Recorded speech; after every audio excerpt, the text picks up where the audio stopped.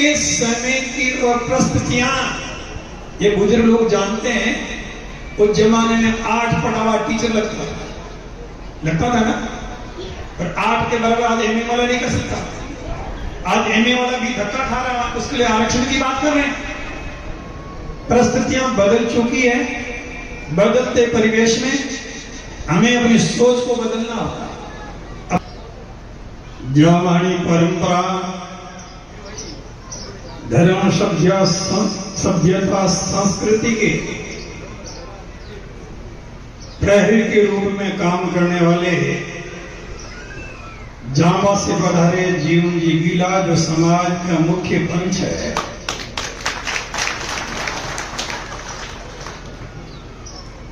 और आज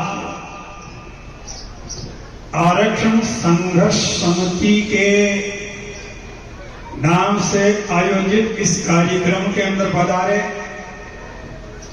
इस संघर्ष समिति के अध्यक्ष विक्रम जी,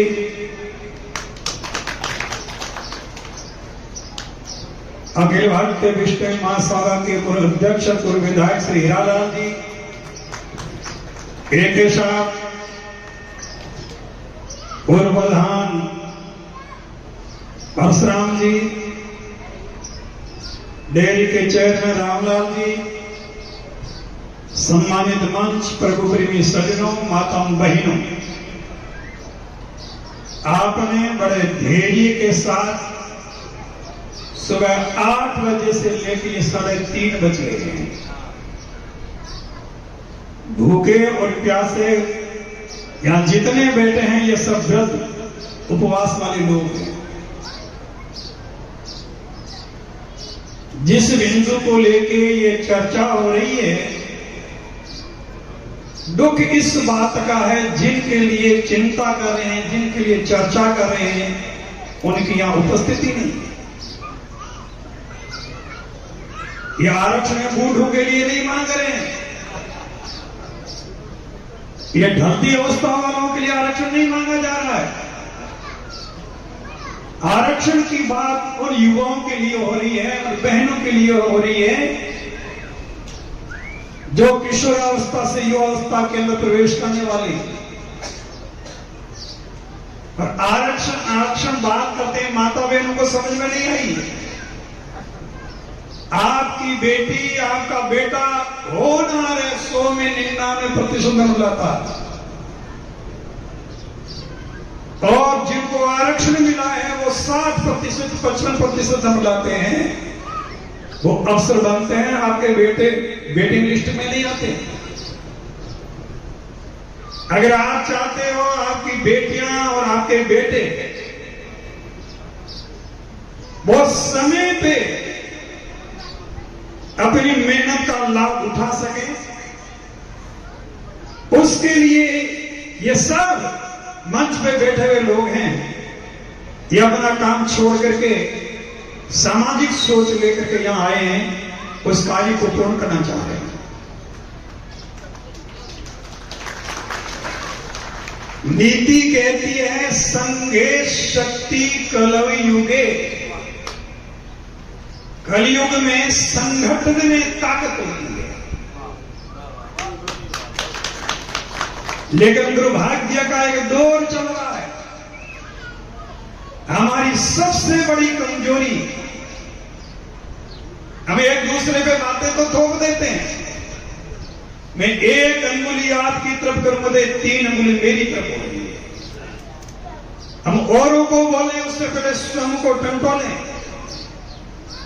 राजीव गांधी ने एक उदाहरण दिया था और वो बहुत सटीक इन पे घटित हो रहा है।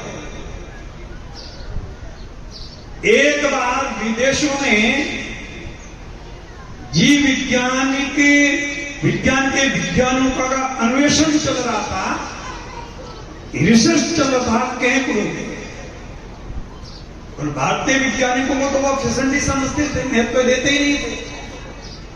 औपचारिकता के नाते भारतीय प्रतिनिधि को भी आमंत्रण दिया गया,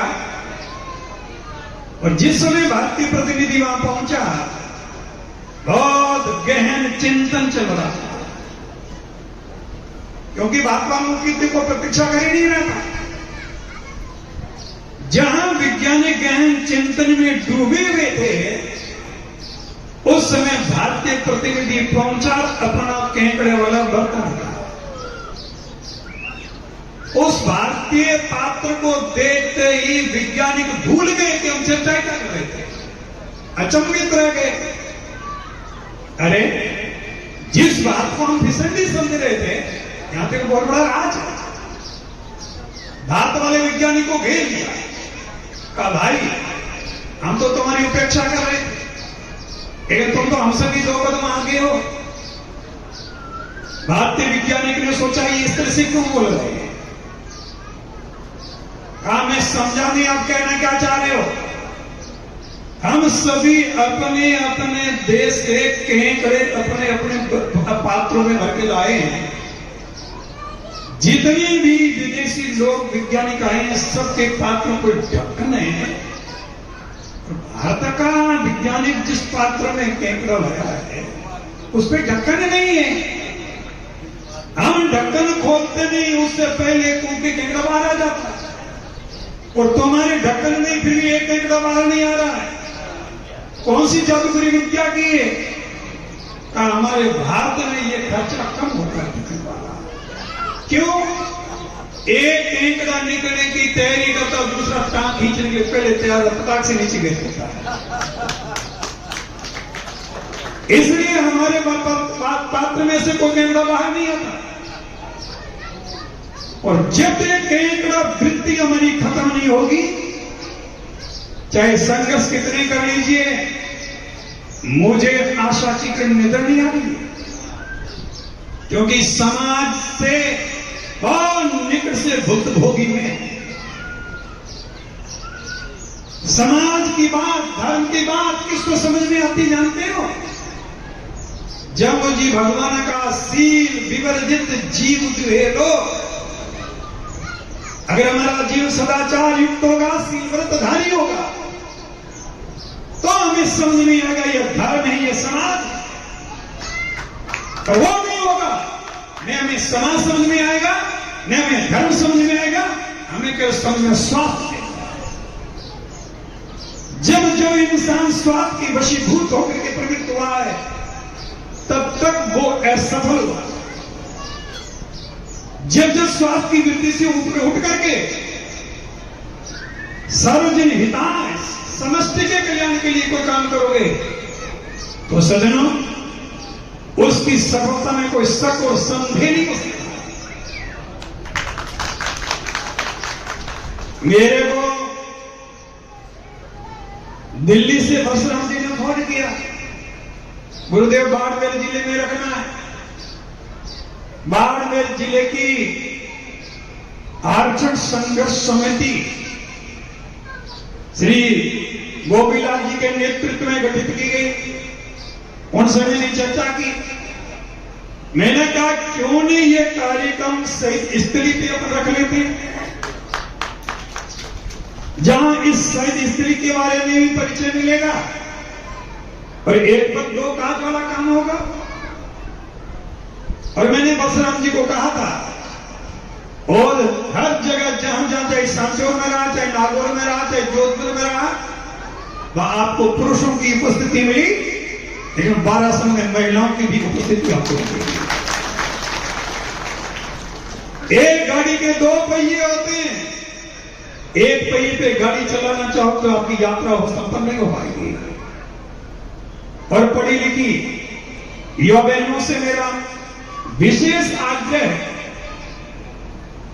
अपने आप को पुरुष से कम न समझना, लेकिन ये सोच दिल और दिमाग में लाओ तो जोश के साथ में होश होना बहुत जरूरी है। जहां समाज के जिम्मेवार लोग याद करें, अगर पुरुषों का बराबर महिलाएं भी कंधे से कंधा मिला करके अपनी उपस्थिति दर्ज करवाएगी, आप 1000 बोलोगे या 100 बोलोगी, इनकी बात का प्रभाव ज्यादा होगा, उनके कानों पे भी चींटी रहेगी। सज्जनों, पिछली बार जयपुर के अंदर कार्यक्रम रखा, संतों का एक सम्मेलन रखा। मैं हरिद्वार था, के साहब ने कहा गृह उस समय अमित शाह जी बीजेपी के अध्यक्ष थे। गुरुदेव इस तरह से कार्यक्रम है, आपको आना। मैं तो गया ही था, पहुंचा उसी दिन, इन्होंने रिटर्न टिकट भेजी, रवाना हो जाओ, मैं आ गया। के साहब भी मिले, आप भी मिले, और वहां जितने संत बैठे थे अगली पंक्ति में बीकानेर के संत थे, प्रतापपुर इसी तरह इधर में बैठा था, अमित शाह जी सामने बैठे थे। जब परिचय होने लगा, ये बात उनके कान में उस दिन भी डाली। मैंने कहा हनुमानगढ़ से लेके संसदीय क्षेत्र पे चलते चलते आप जालोर सिरोही तक पहुंचोगे तो आपके 9 संसदीय क्षेत्र हैं और कम से कम 40 से 45 आपके विधानसभा क्षेत्र है। हार और जीत दर्ज करवाने में विष्णु समाज का अहम योगदान रहता है, और इस समाज को आरक्षण मिलेगा तो ये कंधे से कंधा मिला करके आपका साथ देंगे। लंबी चर्चा नहीं हुई, लेकिन ये संकेत उस समय उनको मिल चुका। मैंने गजेंद्र सिंह जी को भी कहा, इसके साथ बैठे, मेरी बात होती उनको तुरंत मैंने कहा अगर समाज ये आशा और अपेक्षा रखते हो, अमित शाह से कह करके वो फाइल है वो मंगवाई। उन्होंने कहा गुरु जी करूंगा। मैं आपने कहा कितनी तारीख को मेरे को बता दो, मैं तुरंत मिल लूं। 16 तारीख को आने के लिए कहा, इसके साथ से मिले या नहीं मिले, मैंने दोबारा चर्चा मेरी हो नहीं पाई। लेकिन अभी के साहब ने जो बात कही, उस बात को दिल और दिमाग में रखना। अगर आप क्षेत्र, जाति और राजनीति इन सब से ऊपर उठ करके केवल एक समाज नाम आए, समाज मेरा परिवार है और समाज के लिए मुझे संगठित होना है।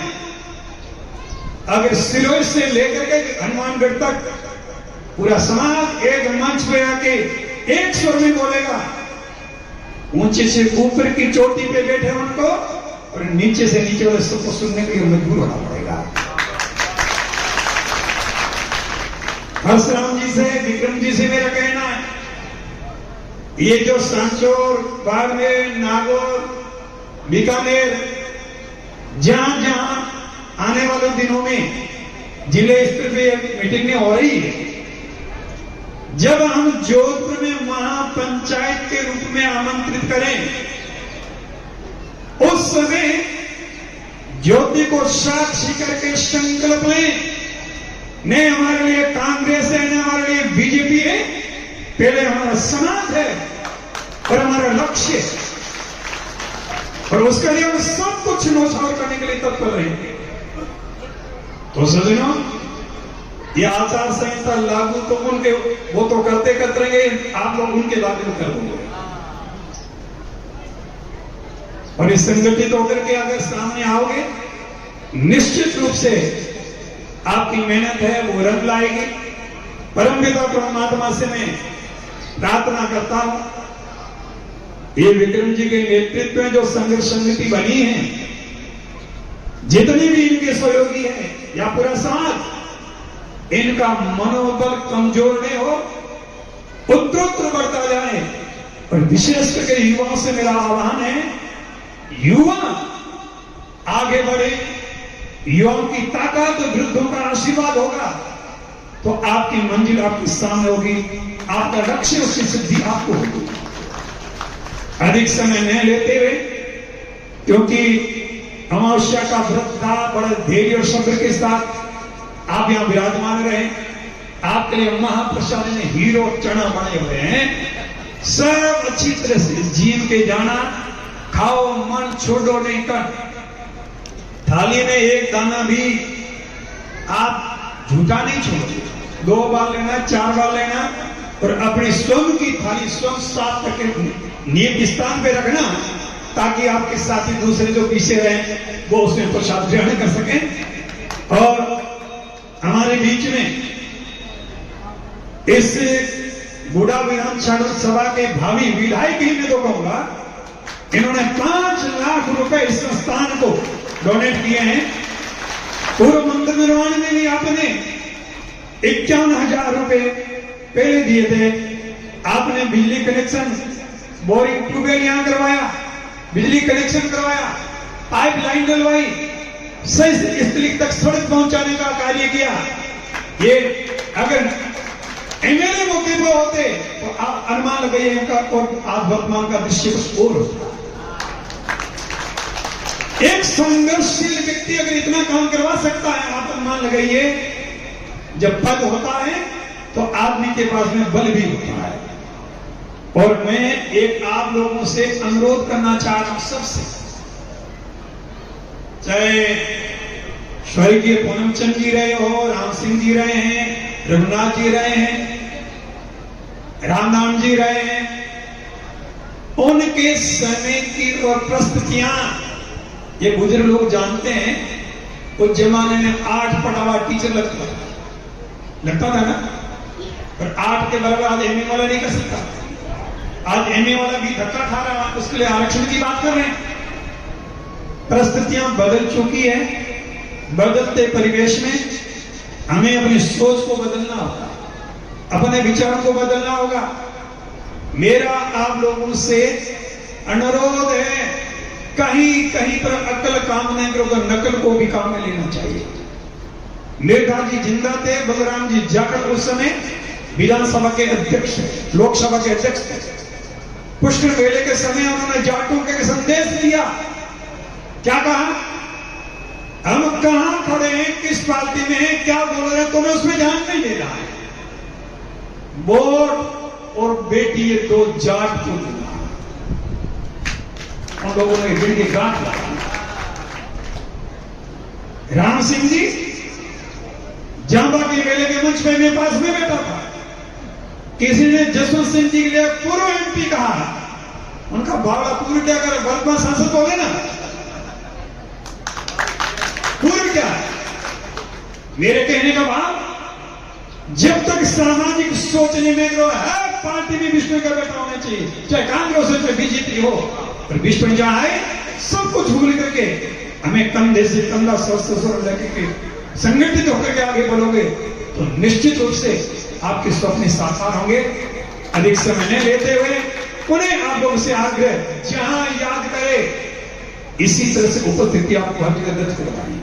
चाहे जोधपुर हो, चाहे जयपुर हो, चाहे दिल्ली तक जाने की बात हो, जिस दिन इस तरह से संगठित होकर आगे बढ़ोगे, आपकी मंजिल आपके सामने होगी, आपका सपना साकार होगा। आप सबको बहुत बहुत धन्यवाद। बोली जम्बेश्वर भगवान की। ओम सर्वे